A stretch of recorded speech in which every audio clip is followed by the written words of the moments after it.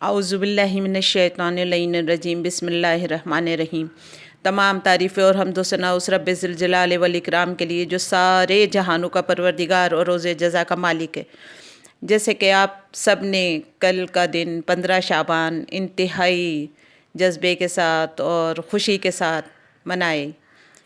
تو اس کا یہ مطلب ہے کہ بس ہم نے ایک دن منا لیا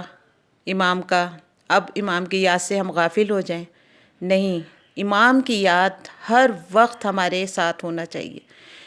صبح ہم سو کے اٹھیں تو سب سے پہلے اپنے وقت کے امام کو سلام کریں۔ اسی طرح رات کو جب ہم سونے کے لیے لیٹیں تو سینے پہ ہاتھ رکھ کے سب سے پہلے اپنے وقت کے امام کو سلام کریں اور پھر ہم سونے کے لیے لیٹیں۔ اسی طرح صبح اٹھیں تو 11 مرتبہ اب نماز فجر کے بعد درود اور 11 مرتبہ سورہ توحید پڑھ کر امام زمانہ کو ہدیہ کریں، اور اسی طرح رات کو سوتے وقت 11 مرتبہ درود پڑھ کر امام زمانہ کو اور اس کے ساتھ سورہ توحید پڑھ کر امام زمانہ کو ہدیہ کریں۔ اس کے علاوہ بھی بہت سے ایسے طریقے ہیں کہ ہم ہر وقت یاد امام میں رہیں۔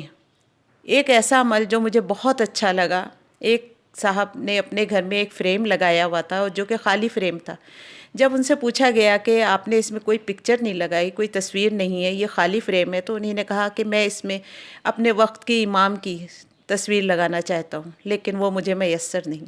اور جب میں اس کو دیکھتا ہوں ظاہر ہے میں غمگین ہو جاتا ہوں کہ میں سوچتا ہوں کہ وہ وقت کب آئے گا جب میں اس میں اپنے امام کی تصویر لگاؤں گا۔ تو یہ بھی ایک بہت بڑا طریقہ ہے کہ ہر وقت جب ہم نے دیکھا ہمیں اپنے امام یاد آئے، اور ہمیں ہوا کہ کس طرح سے وہ وقت آئے کہ ہم اپنے امام کی زیارت کریں۔ اس کے ساتھ ساتھ آقا بہجت کہتے تھے کہ اپنی ذرا ذرا حرکت پہ امام کو پکاریں، اٹھتے بیٹھتے چلتے پھرتے ہر وقت یا صاحب الزمان یا صاحب الزمان یا صاحب الزمان ادرکنی۔ اس طرح سے امام جو ہیں وہ ہمارے ہر وقت کے معاملات میں شامل رہیں گے، اور اگر وہ کہتے تھے کہ تم نے ایسا کیا تو جان لیں کہ پھر تمہاری زندگی میں شیطان کے لیے کوئی جگہ نہیں، کیونکہ ظاہر ہے جب انسان ہر وقت امام کے ساتھ منسلک ہو جائے گا تو شیطان تو اس کے اوپر غلبہ پا ہی نہیں سکتا۔ آیت اللہ وحید خراسانی کہتے تھے کہ امام کو صاحب الزماں کیوں کہتے ہیں؟ وہ اس لیے کہ وہ اہل زمانہ کے امام نہیں بلکہ وہ زمانے کے امام ہیں، وہ پوری اس کائنات کے امام ہیں۔ ایک رسالہ قم سے افق حوضہ کے نام سے نکلتا ہے، اس میں آیت اللہ بہجت سے منقول ہے۔ حالانکہ آیت اللہ بہجت بہت زیادہ بہت بڑے عارف تھے، اور اپنے کو انہوں نے کبھی اس بات کا نہیں کہا کہ میری امام سے ملاقات ہوئی ہے، لیکن اس میں حوضے میں ہے کہ آیت اللہ بہجت فرماتے ہیں کہ میری کم از کم 40 مرتبہ امام زمان سے ملاقات ہوئی ہے، جن میں سے کئی دفعہ یعنی نیند میں اور مکاشفہ دونوں طریقے سے میری امام سے ملاقات ہوئی ہے۔ اور آپ فرماتے تھے کہ ایسا ممکن نہیں کہ جو امام کے اتنا نزدیک ہو اس کی امام سے کبھی ملاقات نہ ہو، بلکہ یہ بہت ضروری ہے کہ کم از کم ایک دفعہ وہ ضرور امام کی زیارت سے فیضیاب ہوتا ہے،